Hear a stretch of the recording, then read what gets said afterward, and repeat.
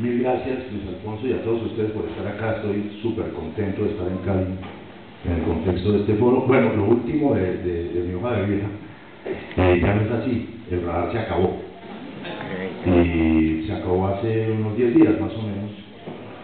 Y empecemos por eso. Pues yo no preparé una ponencia, con Luis Alfonso habíamos quedado de acuerdo, sino más bien como un conversatorio, un poco a mano alzada, tengo unos apuntes. El radar se acabó porque lo fueron pasando el canal Caracol cada vez más tarde, que es una manera de darle muerte lenta a un programa de televisión que estaba a las 10:30 de la noche y que terminó a la 1 de la mañana. ¿Por qué?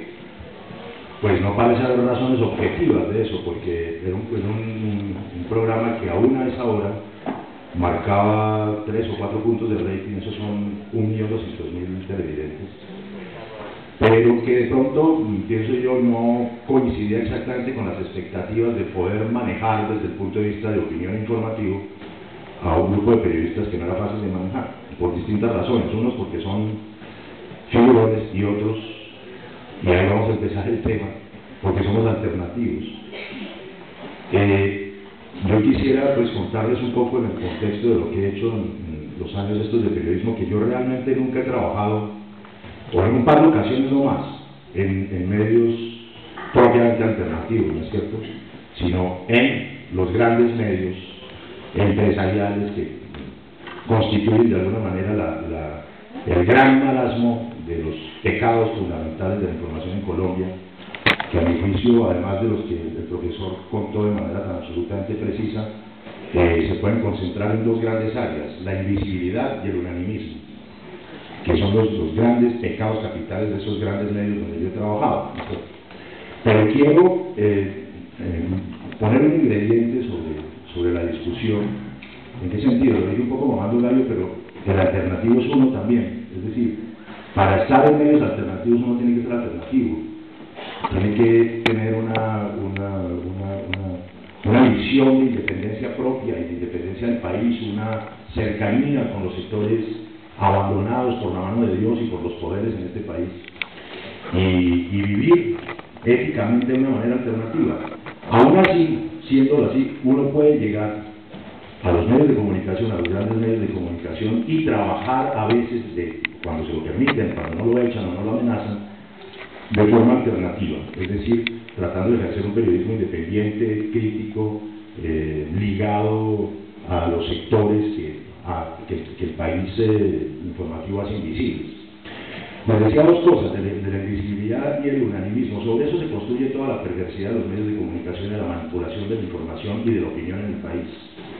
Ya Luis Alfonso lo dijo al principio,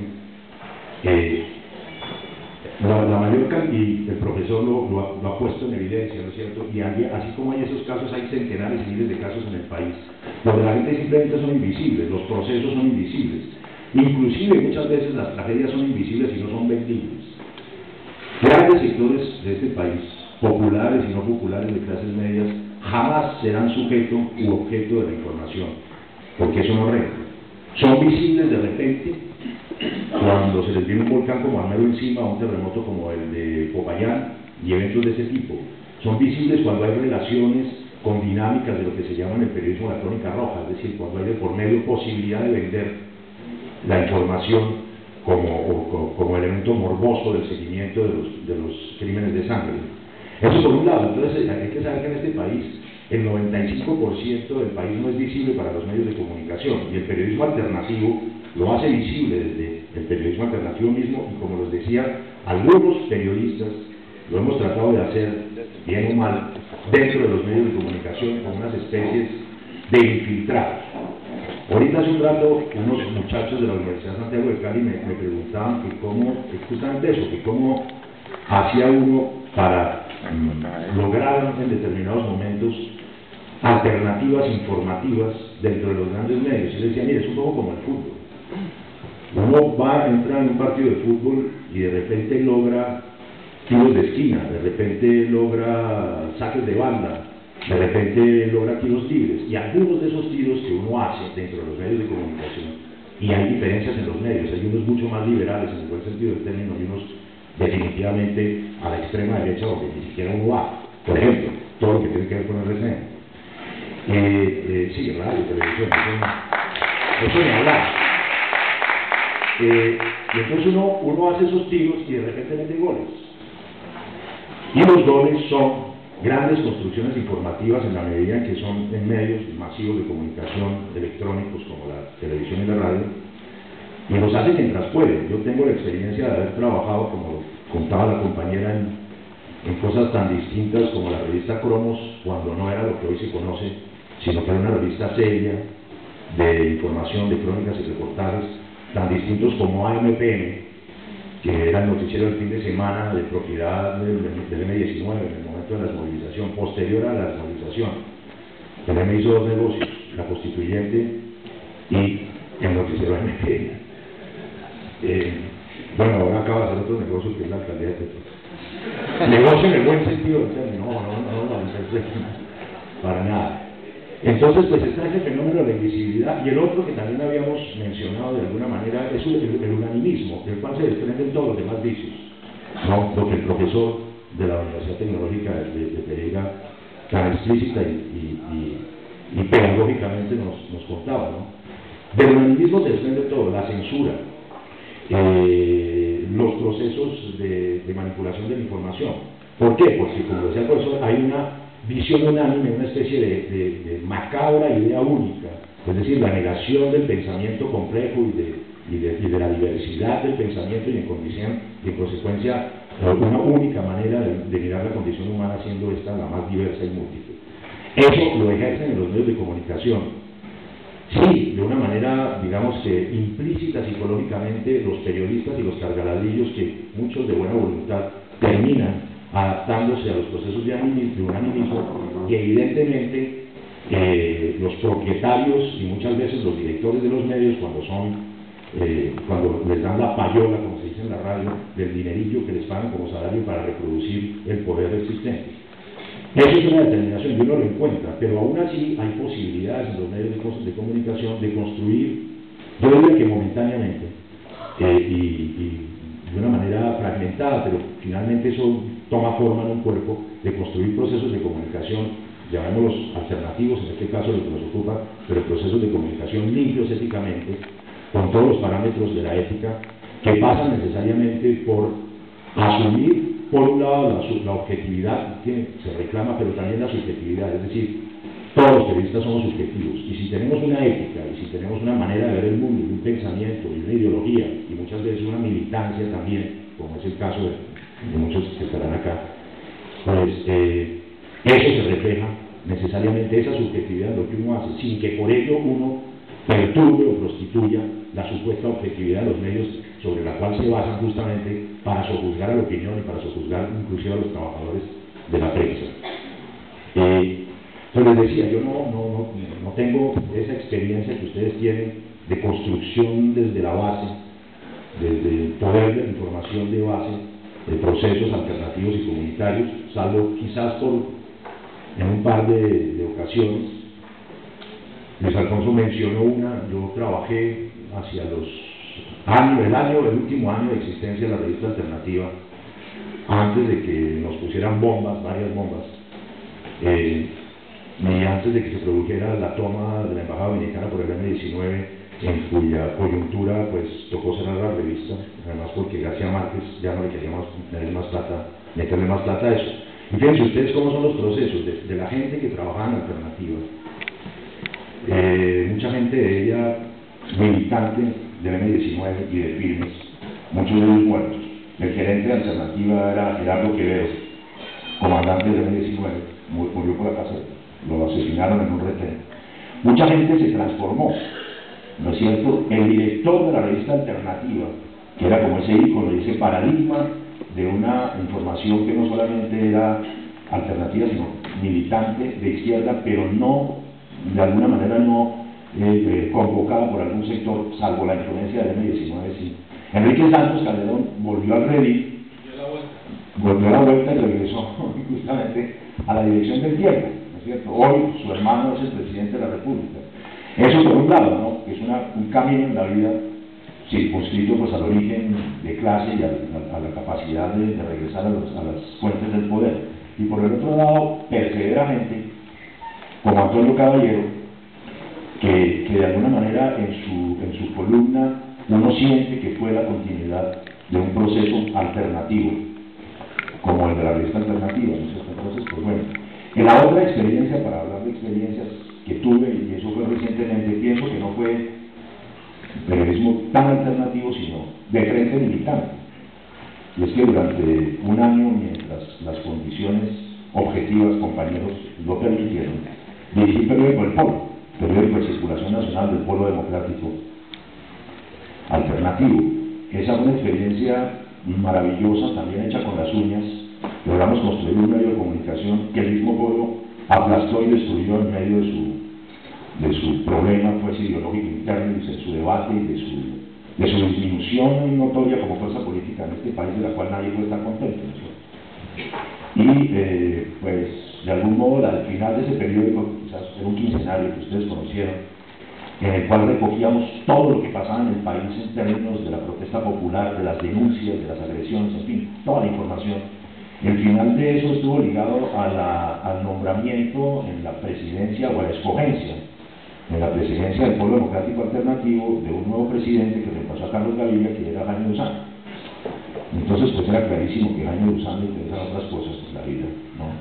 Terminó siendo presidente del Polo, ahí yo me salí del Polo, que iba a acabar con ese periódico. Esa fue mi última experiencia de periodismo. Yo creo que sí era alternativo, pero era decididamente militante, es decir, no teníamos en ese periódico, faltaría más, era el periódico de un partido, perdón, ningún resquemor, ni ningún miedo de abordar la problemática nacional desde el punto de vista del ideario de unidad del Polo Democrático Alternativo.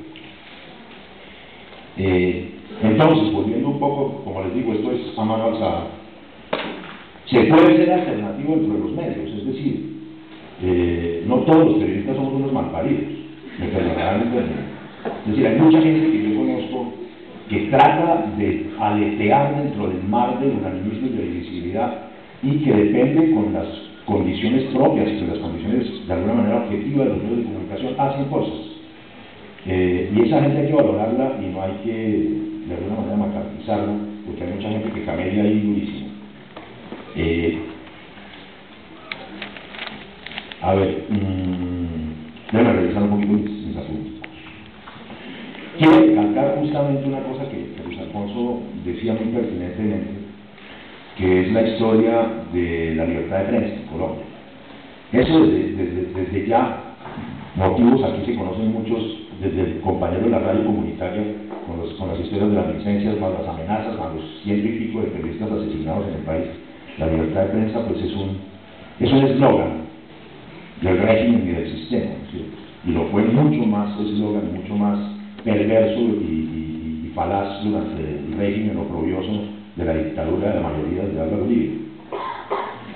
Entonces, libertad de prensa, lo decía Luis Alfonso, pónganle un igual que diga libertad de empresa, es decir, el que tiene billete en este país, el que tiene posiciones políticas, el que tiene congresistas, el que tiene la convocatoria en los gremios económicos y en los mismos círculos periodísticos y mediáticos, pues puede poner un medio de comunicación. Más aún hoy que construir un medio de comunicación virtual es muchísimo más barato en términos de infraestructura y de todo que lo que pudo haber sido antes. O sea, ustedes tienen la experiencia de tener un periódico físico, ustedes saben lo que vale eso, lo que vale distribuirlo, lo que vale imprimirlo, lo que vale camellarlo.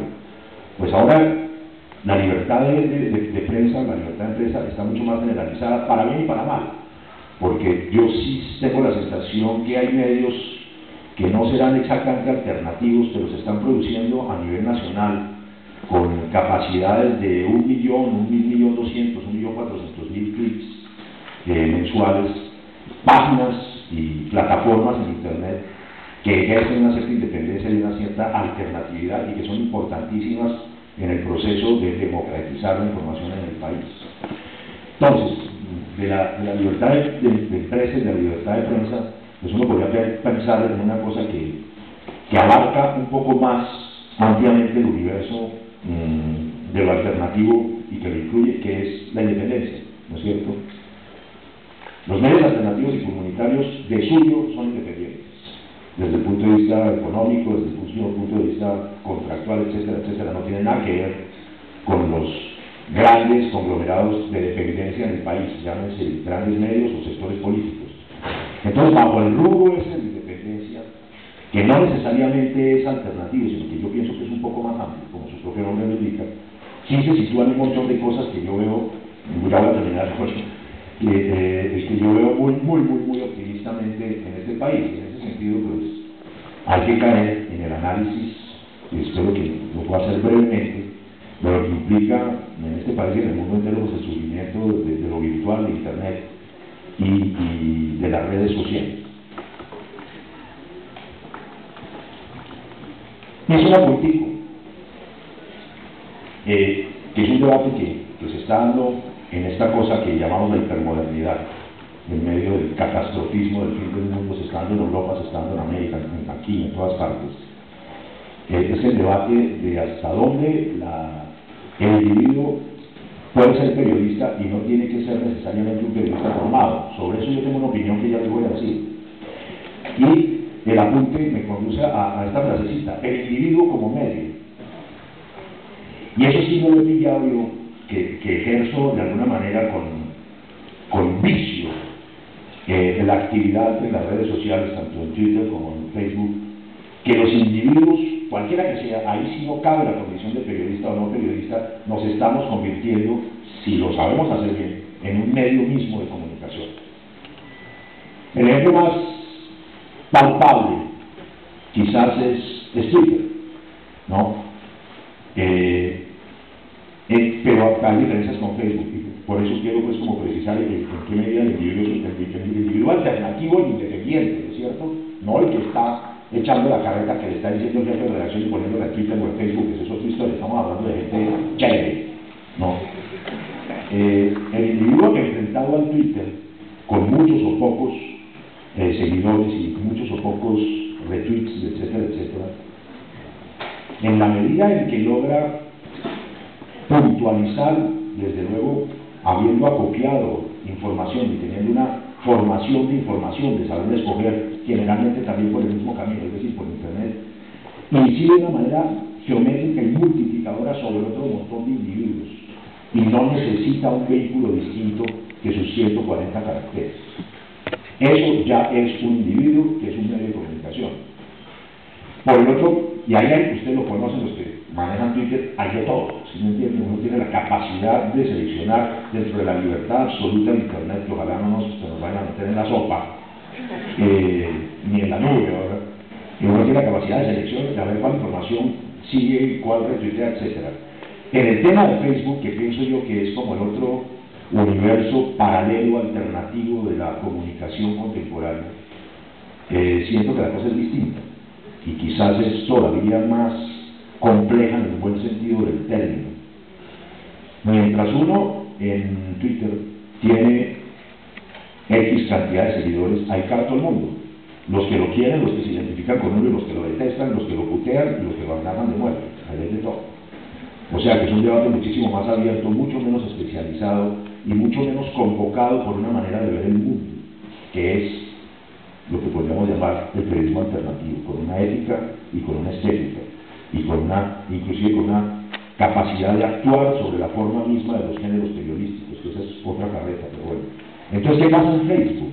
Yo tengo la experiencia en Facebook de manejarlo cotidianamente y de utilizarlo como como individuo medio.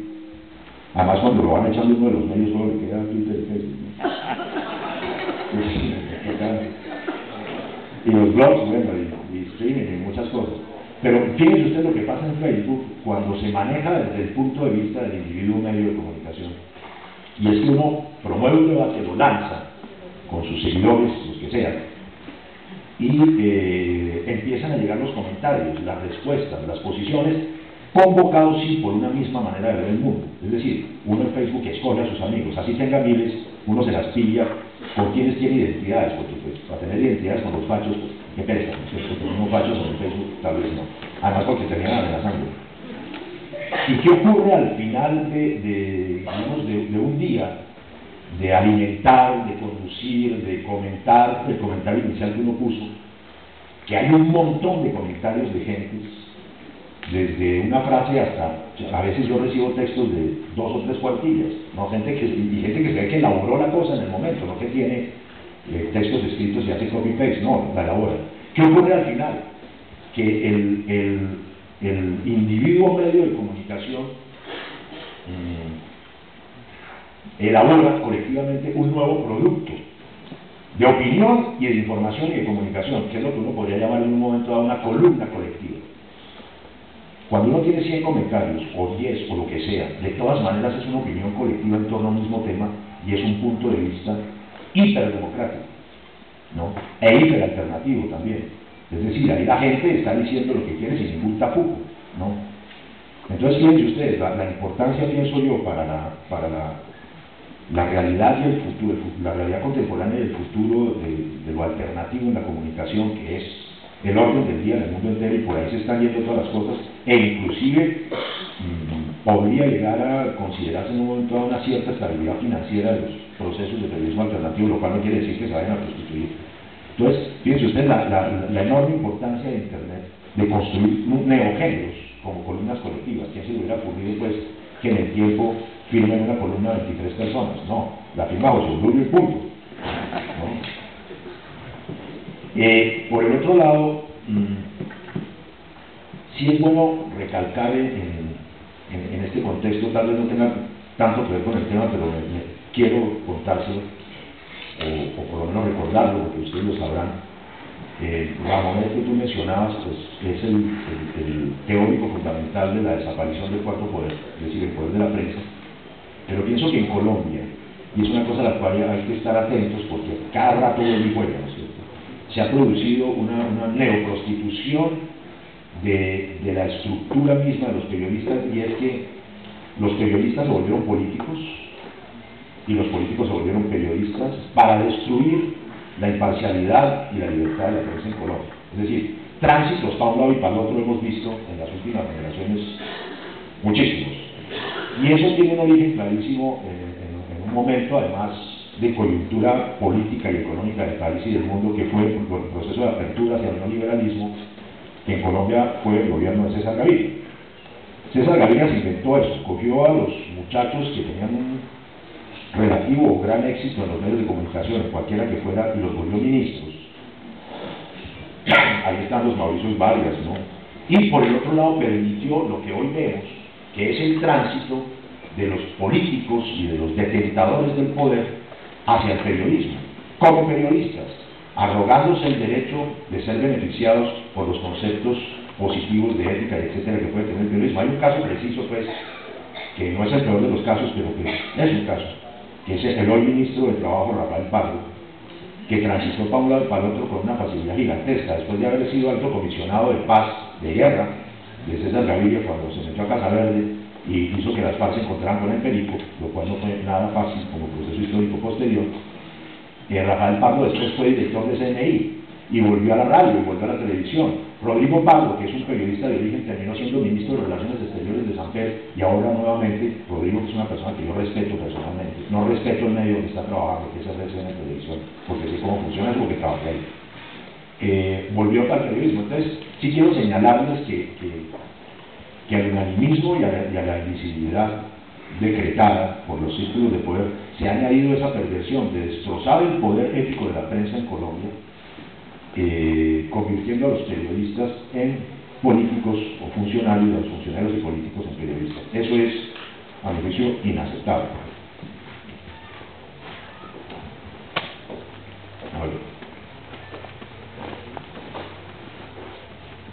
Bueno, hay otra cosa que para mí más que nada es un interrogante, Luis Alfonso, porque no lo conozco, pero lo menciono como interrogante. Pensaba cuando ustedes hablaban si existe dentro de la variabilidad y el arcoíris de los géneros informativos, si existe en el periodismo alternativo o si se va el camino, lo podemos discutir ahora, de una revaloración de la forma. Es decir, en los medios alternativos las crónicas son distintas, los reportajes son distintas, las entrevistas, los perfiles son y deben ser distintos a los esquemas más o menos tradicionales, genéricos, que existen normalmente en los medios de comunicación. Yo me atrevería a pensar con el deseo, y es que si los medios son alternativos, la forma también tiene que ser alternativa, es decir, la forma que conduce al encanto y a la capacidad de seducción de esos medios hacia el grueso público que está sediento de información que no sea la que le digieren los poderosos. Entonces, pues, más que una interrogatoria, se me convierte casi como verdaderamente en un deseo. Se debería lograr en los medios alternativos de toda índole, locales, regionales, nacionales, nuevos lenguajes, nuevas formas de lenguaje, nuevas formas de hacer crónica, ligados a los sectores a los cuales se debe el periodismo alternativo, que son a los sectores fundamentalmente del Estado llano popular, ¿cierto?, donde viene la intención de hacer visible esa gente con sus problemas. Yo pienso que se debería cambiar la forma en todos los géneros, es decir, no puede ser lo mismo una entrevista para el radar, como las que yo hacía, ahí, dentro de una cosa básicamente clásica, que una entrevista para un medio de televisión regional o barrial, ¿no es cierto? No sé si eso se construye, pero debe haber un proceso paralelo de dinámica de un lenguaje alternativo. A eso es lo que quería ir finalmente. Luego hay otro debate que veo que tiene relación con el periodismo alternativo, y es el debate también que proviene de la disolución del cuarto poder y la influencia de Internet, y es que si todo el mundo puede ser periodista, es decir, si es válido que todo el mundo sea periodista, si maneja información, la acumula, la digiere o la lleva al terreno y luego la comunica. Si bien es cierto que, como les decía, me parece que es un fenómeno ya consolidado eso del periodista medio, yo en cuanto que profesional de esta cosa, siento que sí hay una especialización de unas personas que estudian y se forman, ojalá se formaran en facultades de ciencias humanas, para dedicarse exclusivamente al periodismo. Es decir, que no se puede confundir cierto nivel alternativo no profesional con el nivel profesional, y con eso no estoy haciendo una defensa de los grandes trusts ni de los grandes imperios nacionales y extranjeros de la información, donde solamente contratan periodistas graduados o experimentados. No, es que de alguna manera también se ha convertido en una corriente de decirles que todos los periodistas, cualquiera puede ser periodista porque son tan malos que más da, ¿no es cierto? Pero no, yo sí pienso que hay que defender las escuelas de periodismo en ese sentido, defender la formación, defender los laboratorios donde las escuelas toman forma y se convierten en realidades, ¿cierto?, defender los medios alternativos con los periodistas. Otra cosa es que todo el mundo en esta época, en este tiempo de la humanidad, porque el fin del mundo ya pasó, pero no nos dimos cuenta, ¿cierto? Sí, no es tan importante. Todo el mundo tenga la capacidad de informar y ser informado, pero sí hay que preservar de alguna manera el oficio, ¿no? Que me preguntaban ahorita afuera los muchachos que si es tan específico y tan técnico como el del médico.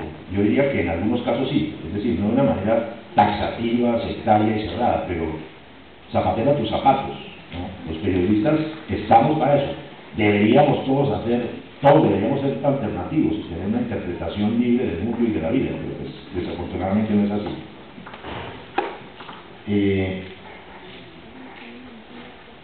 Anotado también la contrainformación, me parece que es la sustancia del periodismo alternativo y del periodismo en general que se quiere confrontar pues con las estructuras de poder.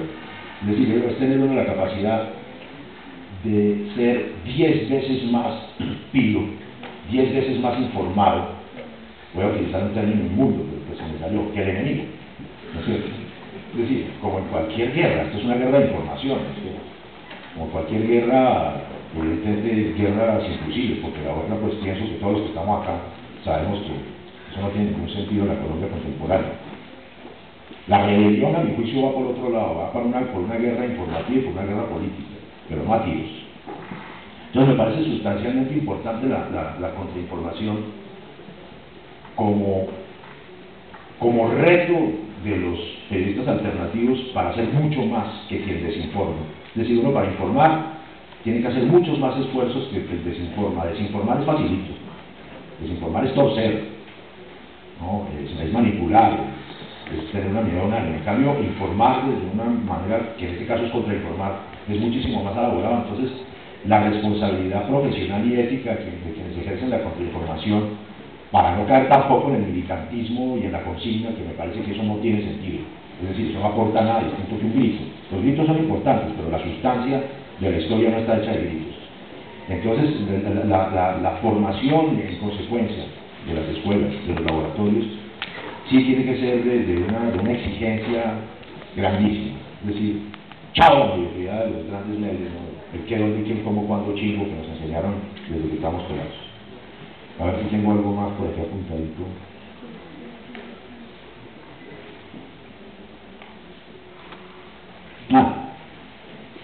Yo pienso que, y todo parece indicar que hay un buen camino abierto hacia eso, que la prensa alternativa, el periodismo alternativo, los individuos alternativamente comunicadores, pueden en un momento dado, podríamos en un momento dado, si me incluyo, lograr una estabilidad desde el punto de vista de que las finanzas de determinados medios permitan crecer, es decir, no solamente existir. No hay que tenerle miedo, así como no se le tiene miedo a la señora de la tienda y al supermercadito para la publicidad del canal o de la emisora comunitaria o regional, no hay que tenerle miedo a metérsele en vainas publicitarias. Es decir, de ninguna manera, depende cómo uno lo haga, y exacto, depende de lo que uno acepte, de ninguna manera recibir la publicidad, consolidar un medio, es un pecado ni es prostituir los ideales. ¿Por qué? Porque es que esa publicidad manejada con ética y sabiendo que no se puede entregar la información a la publicidad como suele hacerlo en los medios normales, produce una cosa importantísima que es a la cual hay que apuntar, que es competitividad. Parece un término bisoñamente capitalista, ¿no es cierto?, propio de los horrores del neoliberalismo y de la hipermodernidad economicista que nos va a llevar pues a la desgracia. Pero sí se puede competir, es decir, competitividad no en el sentido de crecimiento capitalista, pero tener las bases para que la gente, lo que tú decías, para que los periodistas ganen bien y puedan tener un medio sólido y avanzar y crecer y llegarle cada vez a más gente. Eso es la competitividad, vivir de eso y vivir bien y crecer, ¿no es cierto?